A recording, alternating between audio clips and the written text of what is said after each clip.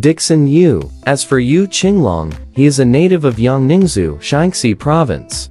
When he was Mr. Zhang, he toured the counties of his province and came to Gaiyu, Jiangsu, just in time for a case in which the daughter of a wealthy family was getting married and had a lot of dowry. At night, the thieves broke into the house through the wall and stole it all. The local state has no way of dealing with this case. Mr. Yu ordered the city's other gates to be closed, leaving only one gate for pedestrians to enter, and dispatching a squad to guard the gates and rigorously search for what was loaded. Signs were posted around the city saying that residents must return to their homes and wait for a search the next day, and the authorities must find a place to hide the stolen goods. Then he secretly told the arrest to arrest him as someone came in or out of the city door many times. The next afternoon, the two men were arrested, and they were not carrying anything but what they were wearing. Yu Qinglong said, "These two guys are real thieves." The two men pleaded in endless quibbles. And Jackie Yu ordered the arrests to quickly untie their clothes for a search. "I saw two men in a gown with women's clothes on inside, all in a dowry."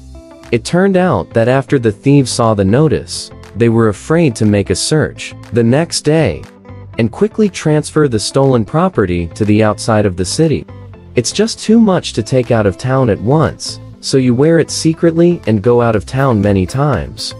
In another case, Yu Qinglong went to a neighboring county for official duties.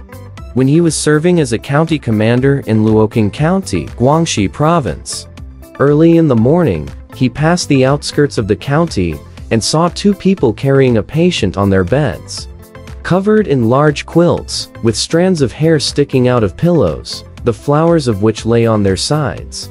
3 or 4 sturdy men follow, often shifting their arms around as if afraid of the wind blowing into the den. After a short walk, stop by the side of the road and replace it with 2 other people. After Yu Qinglong walked past, he felt strange and asked the court officer who was carrying her, saying that her sister was so ill that she was dying and was returning her to her mother-in-law's house. Mr. Yu walked 2 or 3 miles and then sent the feathers back to see which village they carried into. The servicemen followed behind, and the gang entered a village, stopped in front of a home, and came out of the house, and 2 men welcomed them in. The emperor returned and told Yu Qinglong, "Have there been robberies in the city?" Mr. Yu asked the local county official. The prefect replied, "No, the imperial court was very strict in assessing the officials' performance, and officials often deceived and lied to their superiors. So even if they're killed by a thief, they'll have to hide it from the police."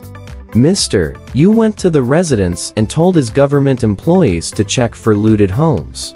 Sure enough, a thief entered the house, branded the owner dead, and robbed him of his money. Yu Qinglong ordered his serviceman to call his son and ask him about the robbery.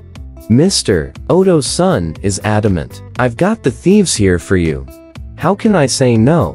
That's when Mr. Yu kowtowed, crying and begging for revenge for his father.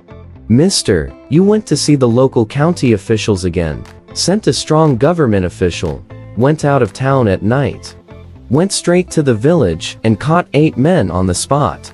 After interrogation, they all bowed and confessed. The thief confessed to asking them who the sick woman was that night in a brothel. The same prostitute conspired to put the money on the bed, told her to lie in the bed as if she were sick, carried it to the concealment place, and then shared the money. After the case was solved, everyone admired Jackie Chan's decision as a god. Some people ask him how he knew they were thieves. "It's easy to understand, Mr. Yu said. It's just that some people don't pay close attention. Where in the world would a young woman lie in bed and let a man reach for his hand in the bedpan? And as she carried it around, she seemed to know it was heavy. And when she was surrounded by handcuffs, she knew there was something else inside. If a sick woman is unconscious and arrives at her mother-in-law's house, a woman will greet her at the door. But it is unreasonable to see 2 men come out and be neither surprised nor greeted with a single question, to conclude that they were thieves." Alright. This story has come to an end. If you liked it, please give it a thumbs up. Thank you.